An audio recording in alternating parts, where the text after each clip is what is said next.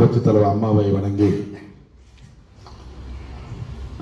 அவருடைய பாதையில் தமிழகத்தை 4 ஆண்டு காலம் ஒரு சிறப்பான ஆட்சி கொடுத்து தமிழக மக்கள் இதயங்கள் இடம் பிடித்து இன்னைக்கு கழக பொதுச் செயலராகவும் எதிர்கட்சி தலைவராகவும் வருங்கால முதலமைச்சர் 2026 யார் என்ன சொன்னாலும் முதலமைச்சர் வருகின்ற அண்ணன் எடப்பாடி அவர்களை வணங்கி இன்றைய தினம் நம்முடைய திறப்பள்ளி பஞ்சாயத்திலிருந்து மாற்றுக் கட்சிகளிலிருந்து நம்முடைய அண்ணா திராவிட முன்னேற்ற கழகத்தில் இணையத்துக்காக வந்திருக்கின்ற உங்கள் அனைவருக்கும் வணக்கம் தெரிவித்துக் கொண்டு அது மட்டும் இல்லாமல் இந்த நிகழ்ச்சியை சிறப்பாக ஏற்பாடு செய்து தலைமையேற்று இங்கே இந்த நிகழ்ச்சியை ஏற்பாடு செய்து கொடுத்திருக்கின்ற நம்முடைய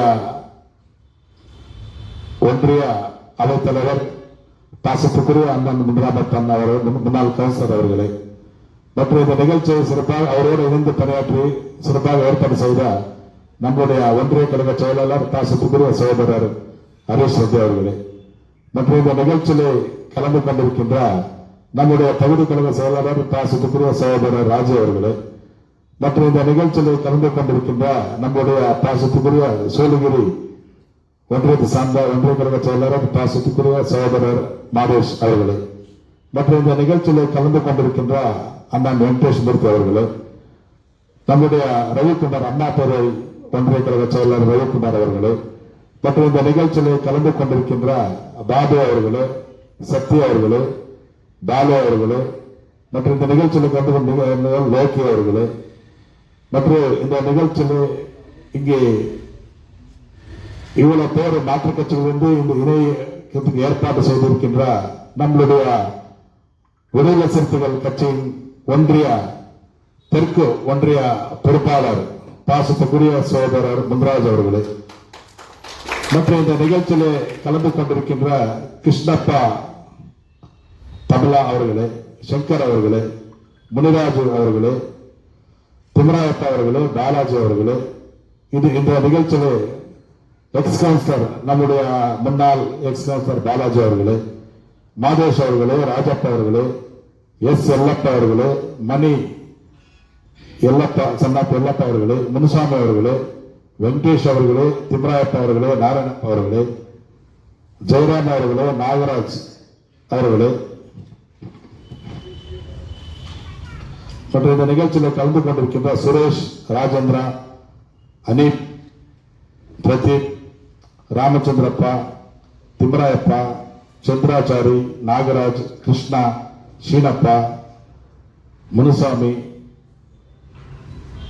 ஒய்யாபுரி சுப்பிரமணி பெருமாள் ராமப்பா நாராயணப்பா ரவி அவர்களே மற்றும் இந்த நிகழ்ச்சியில் கலந்து கொண்டிருக்கின்ற நம்ம மகளிருக்கு சார்ந்த ரத்னம்மா அவர்களே கௌரம்மா அவர்களே லட்சுமி அவர்களே ஜோதி அம்மா அவர்களே பார்வத்தம்மா அவர்களே கங்கம்மா அவர்களே காவேரி அவர்களே சஞ்சய் அவர்களே உதய் நவீன் கார்த்திக் சசி அவர்களே சண்முகம் அவர்களே கோபால் ராஜேந்திரா சங்கர் ராஜேந்திரா திம்ராயப்பா பி கிருஷ்ணப்பா மாரியப்பா ஜெயராம் ராஜேந்திரன் வெங்கடேஷ் மட்டும் இந்த பேர் சொல்லாமல் இருந்தவர்கள் இந்த நிகழ்ச்சியில் கலந்து கொண்டிருக்கின்ற நம்முடைய ரத்தத்தின் ரத்தமான உடன்பிறப்பவர்களே நீங்க எல்லாம் நம்முடைய அண்ணா திராவிட முன்னேற்ற கழக இந்த கழகத்தில் வந்திருக்கிறீங்க. கண்டிப்பாக உங்களுக்கு எதிர்காலம் கண்டிப்பாக உண்டு. ஏனென்றால் நான் சொல்ல கடமைப்பட்டிருக்கிறேன். இந்த தமிழகம் இந்த அளவுக்கு ஒரு வளர்ச்சி அடைந்து இன்னைக்கு இந்தியாவிலே ஒரு முதன்மை மாநிலமாக விளங்கிக் கொண்டிருக்கிறதுனா அதுக்கு காரணம் புரட்சித் தலைவர் எம்ஜிஆர், புரட்சித் தலைவர் அம்மா, அவருக்கு பிறகு அண்ணன் எடப்பாடி அவர்கள். எப்பெல்லாம் நம்ம ஆட்சி எம்ஜிஆர் ஆகட்டும், புரட்சித் தலைவர் அம்மா ஆகட்டும், அண்ணன் எடப்பாடி அவர்கள் வந்தாங்களோ அந்த காலத்துல மட்டும்தான் இந்த நாடு வளர்ச்சி அடைந்தது. இன்னைக்கு நீங்க பார்த்து உதாரணத்துக்கு சொல்றோம், நாங்க எப்பெல்லாம் திமுக வருதோ அப்பெல்லாம் நாட்டுக்கு கஷ்டம் தான் வருது, மக்களுக்கு ரொம்ப கஷ்டங்கள் வருது. இந்த நாடு வளர்ச்சி அன்றது இல்லாம போறது எப்பன்னா திமுக ஆட்சி வரும்போது தான். உங்களுக்கு எல்லாம் ஒரு உதாரணம் சொல்றேன். இன்னைக்கு எந்த ஒரு ஸ்கீம் சொன்னாலும்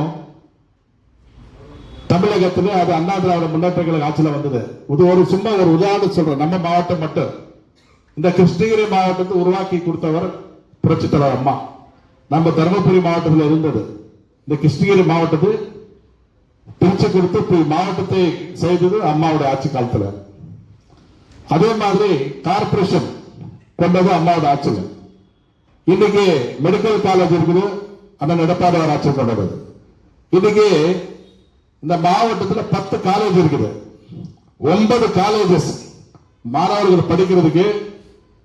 9 காலேஜ் எந்த ஆட்சி காலத்தில் வந்ததுன்னா புரட்சித் தலைவர் எம்ஜிஆர், புரட்சித் தலைவர் அம்மாவை ஆட்சியில். ஒரு காலேஜ் கூட இதுவரைக்கும் திமுக ஆட்சியில் வரல. இப்பதான் தள்ளில ஒண்ணு கொடுத்திருக்காரு, இன்னும் அது முடியல. சும்மா நான் உதாரணம் சொல்றேன். இன்னைக்கு கவர்மெண்ட் ஹாஸ்பிட்டல் இன்னைக்கு தலைமை மருத்துவமனை கிருஷ்ணகிரியில் இருந்தது ஒசூருக்கு வந்திருக்குதுன்னா அது அம்மாவுடைய ஆட்சியில் அண்ணா எடப்பாடி அவர் கொண்டு வந்தது. இப்படி ஒரு வளர்ச்சி என்றாவே நம்ம அம்மாவுடைய ஆட்சியில தான் வந்தது. இன்னைக்கு திமுக ஆட்சியில் எதுவுமே வரல. இன்னைக்கு ஒன்னே ஒண்ணு சொல்ற, இந்த திமுக எல்லாம் எப்ப வந்தாலும் ஒரு பொய் சொல்லி மக்களை ஏமாத்தி ஆட்சிக்கு வருது. அப்புறமா 5 வருஷம் ஆன அப்புறம் துப்புறாங்க.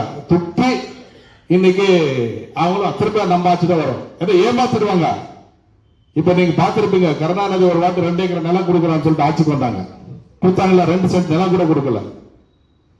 அவங்க ஆட்சியில கரண்டே இல்லாம போயிடுச்சு. துப்புனாங்க மக்களை, ஒரு 3 பேரை துப்பி விட்டாங்க. அப்புறம் 10 ஆண்டு காலம் நம்ம ஆட்சி தான், நல்ல ஆட்சி, ஒரே இல்லாத ஆட்சி, ஒரே போடல, ஒரே இல்லாத இந்தியாவில் எந்த மாத்திரம் அந்த மாதிரி ஒரு ஆட்சி செய்யல. ஒரே ஒரு 10 ஆண்டு காலம் ஒரே இல்லாத ஒரு ஆட்சி செய்தது புரட்சித் தலைவர் அம்மாவோட ஆட்சி காலத்துல. அண்ணன் எடப்பாடி ஒரு நல்ல ஆட்சி செய்தாரு.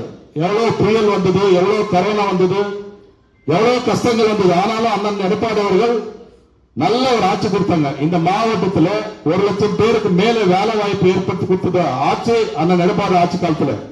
உங்களுக்கு நல்லா தெரியும், ஓலோ company, Tata electronics, Delta electronics, இந்த ஷூ கம்பெனி, இந்த மாதிரி எல்லாம் பெரிய பெரிய கம்பெனிகள் எல்லாம் அண்ணன் எடப்பாடி ஆட்சி காலத்துல வந்தது. 1 லட்சம் பேருக்கு வேலை வாய்ப்பு ஏற்படுத்தி கொடுத்தது. இன்னைக்கு சொல்றாங்க, ஆட்சிக்கு வரும்போது இதுக்கு முன்னே ஸ்டாலின் என்ன சொன்னாங்க, 5 லட்சம் இளைஞர்கள் வேலை வாய்ப்பு ஏற்படுத்தி கொடுக்குறான்னு சொன்னாங்க. எங்க கொடுத்தாங்க? இந்த மாவட்டத்தில் ஏற்கனவே இருக்கிற கம்பெனியை டேப் கட்டி போயிருக்காங்க. அது ஏதோ பக்கத்தில் ஒரு வீடு கட்டிருக்கிற, பக்கத்தில் ஒரு ரூம் கட்டினா அந்த வீடு கட்டின மாதிரி கணக்கு வருது. இப்படி மக்களை ஏமாத்தி இன்னைக்கு ஒரே இல்லாத ஆட்சி செய்யறான்னு சொல்லிட்டு எல்லாத்துக்குமே வரி போட்டாங்க. கரண்ட் பில் ஏத்துட்டாங்க, அத்தியாவசர பொருட்கள் விலையில ஏத்துட்டாங்க. இன்னைக்கு ரிஜிஸ்ட்ரேஷன் ஆபீஸ் போனா அந்த ஸ்டாம்ப் டியூட்டியில ஏத்துட்டாங்க. இன்னைக்கு எப்படி எல்லாமே ஏத்துட்டாங்க. சொன்னதெல்லாம் ஒண்ணுமே செய்யல. கரண்ட் பில்லு ஏத்துறது இல்லைன்னு சொன்னாங்க, ஏத்தாச்சு. 3 முறை ஏத்தாச்சு. இன்னைக்கு 1000 ரூபாய் கொடுக்கலான்னு சொல்லிட்டு பாதி பேர் கொடுத்தாங்க, பாதி பேர் கொடுக்கல. அது ஆட்சிக்கு வர்றதுக்கு முன்னாடி எல்லா குடும்ப தலைவரும் கொடுக்கலான்னு சொல்லிட்டு இப்போ தகுதி உள்ளவருக்கு மட்டும் கொடுக்கறான்னு சொல்றாங்க. அப்பே சொல்லிருக்கலாம் இல்லையா, தகுதி உள்ளவருக்கு மட்டும் கொடுக்கறான்னு சொல்லிருந்தா அந்த ஆட்சி வந்திருக்காது. விவசாய கடன் ரத்து செய்யறான்னு சொன்னாங்க, செஞ்சாங்களா? செய்யல. நம்ம அம்மாவோட ஆட்சி காலத்துல 2 டைம் விவசாய கடன் ரத்து செஞ்சாங்க. பெட்ரோல் டீசல் விலை குறைக்கிறாங்க, குறைச்சாங்களா? குறைக்கல. இப்படி எல்லாம் ஏமாத்துதான். டாஸ்மார்க் மூடுறான்னு சொன்னாங்க, மூடினாங்களா? பாட்டில் குவார்டருக்கு 10 ரூபாய் வீடு ஆச்சு. இப்போ எலெக்ஷனுக்காக, இன்னைக்கு எலெக்ஷனுக்காக ஏத்திருக்கிறாங்க. 40,000 மேல கோடிக்கு மேல கொள்ளை அடிச்சிருக்காங்க. 20 ரூபாய்னா இந்த வருஷத்துல இன்னொரு 40,000 கோடி கொள்ளை அடிச்சிடுவாங்க. அதுதான் திரும்ப எலெக்ஷன்ல கொடுக்க போறாங்க. ஏமாறாதுங்க. இந்த வார்த்தை வரது. ஏன்னா சரித்திரமே இல்ல. திமுக ஆட்சி ஆண்டு திரும்ப மீண்டும் ஆண்டது சரித்திரமே இல்ல. புரட்சித் தலைவர் எம்ஜிஆர் இருக்கும்போது சரி, புரட்சித் தலைவர் அம்மா இருக்கும்போது சரி, இதே ஏமாத்தி வந்துடுவாங்க, கொள்ளை அடிச்சிடுவாங்க, போயிடுவாங்க. அதுக்கப்புறமா 5 வருஷம் 10 வருஷம் கழிச்சு திரும்ப மக்களை ஏமாத்துறதுக்கு எதுனா வாய்ப்பு இருந்து ஏமாத்துவாங்க. அதனால தயவு செஞ்சு ஏமாறாதுங்க. மக்களுக்காக இருக்கிற ஒரே ஒரு கட்சி அண்ணா திராவிட முன்னேற்ற கழகம். அண்ணன் எடப்பாடி நீங்க பார்த்திருப்பீங்க, ஒரு சாமானிய விவசாய குடும்பத்தில் பிறந்தவர். அவர் இன்னைக்கு முதலமைச்சர் இருக்கிறார். நீங்க பார்த்திருப்பீங்க அவர் எவ்வளவு சிற்பல இருப்பாரு. இப்ப நான் என்கிட்ட நீங்க எப்படி பேசுறீங்களோ நானும் அவர்கிட்ட அப்படியே போய் பேசுவேன். அம்மா இருக்கும்போது கூட கொஞ்சம் கஷ்டமா இருந்தது. ஆனா எடப்பாடி அவர்கிட்ட வீட்டுல போய் உட்கார்ந்து அண்ணா இந்த மாதிரி வேணும் இந்த மாதிரி வேணும்னா முடிச்சு கொடுத்துருவாங்க. இன்னைக்கு ஓசூர்ல இந்த மாவட்டத்துல எந்த ஊருக்கு ரோடு இல்ல சொல்லுங்க பார்க்கலாம். நீங்க எல்லா கிராமத்துக்கு சாலை போட்டு கொடுத்தது அண்ணன் எடப்பாடி ஆட்சி காலத்துல. அது என்ன அந்த ரோடு போட்டது மட்டும் இல்ல, அகலப்படுத்தது, பலப்படுத்தி அகலப்படுத்தி எல்லா ரோடு திறப்பல். சின்ன உதாரணம் சொல்றேன். இந்த நம்ம பேரடத்துல இருந்து நம்ம திறப்பல் ரோடு எவ்வளவு அகலம் இருந்துன்னு சொல்ல, சின்ன ரோடா இருந்துச்சு. இப்ப அகலமா ரோடு போட்டு 10 வருஷம் 12 வருஷம் ஆச்சு. இப்ப வரைக்கும் அது ரோடு போட்டிருக்குதா? போடல, கெட்டு அப்படியே இருக்குது. இப்ப போடுற ரோடு பார்த்திருக்கீங்களா நீங்க? 6 மாசம் கூட இருக்குது இல்ல ரோடு. எல்லாம் நீங்க எல்லாம் டவுன்ல எல்லாம் போட்டிருக்காங்க. அப்படி அப்படியே பிச்சுட்டு போடுது. 30% கமிஷன் எப்படி போடுவாங்க? அந்த கான்ட்ராக்ட் எப்படி வேலை செய்வாங்க? அதனால தயவு செஞ்சு இன்னைக்கு இந்தியாவிலே எந்த மாநிலத்திலும் நடக்காத கொலைகள் 7000 கொலைகள் நடந்திருக்குது இந்த தமிழகத்தில் 4 ஆண்டு காலத்தில். 7000 கொலைகள் நடந்திருக்குது. எங்க பாரு கொலை கொள்ளை கொள்ளைகள் என்ற கணக்கே இல்லை. எங்க பாரு கொள்ளை, செயின் ஸ்நாச்சிங், அது இது ஏமாத்துது. நீங்க பாருங்க, தரப்பில் எல்லாம் எவ்வளவு அமைதியா இருந்த ஒரு ஊரு, இன்னைக்கு தரப்பில் கூட மர்டர்ஸ் எல்லாம் நடக்குது. நீங்களே பார்த்திருப்பீங்க. அந்த அளவுக்கு ஒரு அராஜகம் நடுவில் இடப்பட்டு கொண்டிருக்குது. இது உங்களுக்கு நல்லா தெரியும். இன்னைக்கு போலீஸ் ஸ்டேஷன் அவர் கையில வச்சுட்டு எதுவும் பண்றாங்க, சொல்றாங்க நீங்க வந்து ஒரு 3 மாசம் தாங்க பிடிங்க, ஒன்னும் பயப்படாதீங்க, நீங்க ஒன்னும் பயப்படாதீங்க. 3 வருஷத்துக்கு அப்புறம் 4 வருஷத்துக்கு 4 மாசத்துல நம்ம ஆட்சி தான் வருது, நீங்க ஒன்னும் பயப்படாதீங்க, தைரியமா இருங்க, உங்களுக்கு எல்லாம் நாங்க பாதுகாப்பா இருப்போம். அந்த முன்ராமன் ஆகட்டும், நம்ம ஒன்றிய கழக செயலர் ஆகட்டும், ராஜாட்டம், உங்களுக்கு எல்லாம் பாதுகாப்பா இருப்பாரு. நீங்க எல்லாம் பயப்பட தேவையில்லை. மிரட்டுவாங்க அவங்க. நீங்க இங்கே வந்து போன உடனே மிரட்டுவாங்க. நீங்க எல்லாம் பயப்படுற தேவையில்லை. அடுத்த ஆட்சி அண்ணா எடப்பாடியோட ஆட்சி. நீங்க எல்லாம் நல்லா எடுத்துட்டு வந்திருக்கிறீங்க. கண்டிப்பாக நீங்க எல்லாம் அம்மாவோட ஆட்சியில் நீங்க பார்த்திருப்பீங்க. 6 லட்சம் வீடு கொடுத்தாங்க 10 வருட காலத்துல. இப்ப தரப்பில் எத்தனை வீடு கொடுத்திருக்காங்க யாருக்குன்னா? இப்ப எத்தனை வீடு கொடுத்திருக்காங்களா? கொடுக்கல. ஆடு மாடு கோழி வளர்ப்பு இதெல்லாம் கொடுத்தாங்க அம்மாவோட ஆட்சி காலத்துல. மிக்சி கிரைண்டர் பேர் கொடுத்தாங்க, தாலிக்கு தங்கம் கொடுத்தாங்க, கர்ப்பிணி பெண்களுக்கு எல்லாம் 18,000 கொடுத்தாங்க. அந்த சூட்கே அந்த ஒரு குழந்தை அந்த பிறக்கும் போது அந்த ஹாஸ்பிட்டல் ஒரு சூட் கேஸ்ல அந்த குழந்தைக்கு தேவையானதெல்லாம் கொடுத்தாங்க. இப்ப எல்லாம் கொடுக்குறாங்களா? கொடுக்கறது இல்ல.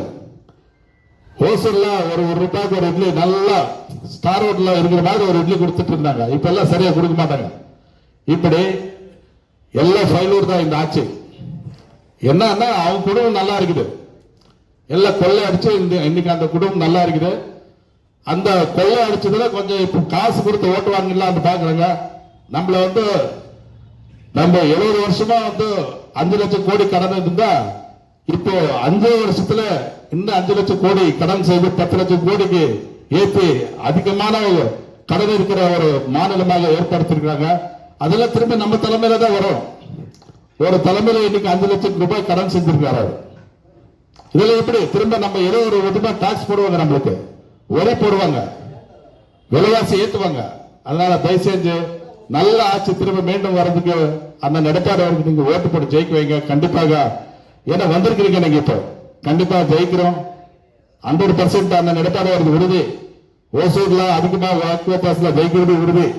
நீங்க எல்லாம் வந்து பார்த்தா தெரியுது. அதனால தயவு செஞ்சு நீங்க வந்திருக்கிறவங்க எல்லாம் தைரியமா இருங்க, நல்ல வேலை செய்யுங்க. முன்ராமண்ணா இருக்கிறாரு, நானும் இருக்கிறேன், ஒன்றிய கழக செயலாளர் இருக்காரு. உங்களுக்கு ராஜி அந்த பஞ்சாயத்துல நல்ல ஒரு அறிமுகமான ஒரு ஆளு. கண்டிப்பாக உங்களுக்கு அது இல்லாம நம்ம வெங்கடேஷன் இருக்காரு, லோகி இருக்கிறாரு, சக்தி இருக்கிறாரு, ரவிக்குமார் இருக்கிறாரு. இவங்க எல்லாம் பயப்படுறதுல பாபு வீரர்கள் அவங்க எல்லாம் எப்பவுமே அவங்களுக்கு பாதுகாப்பாக இருப்பாருன்னு சொல்லிட்டு வாய்ப்புக்கு 2 பேர் விடைபெறுகிறேன். நன்றி வணக்கம்.